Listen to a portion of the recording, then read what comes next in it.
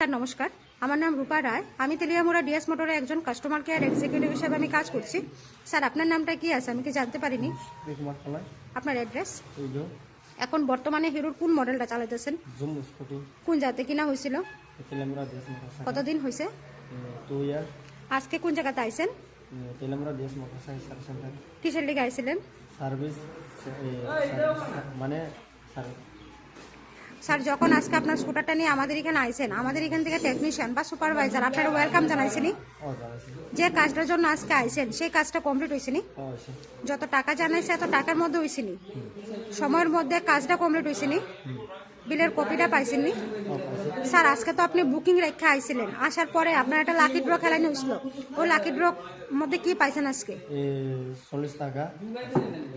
আচ্ছা, আমাদের এখান থেকে আসার পরে আপনার একটা খাওয়ার একটা কুপন দিছিল, পাইছেননি?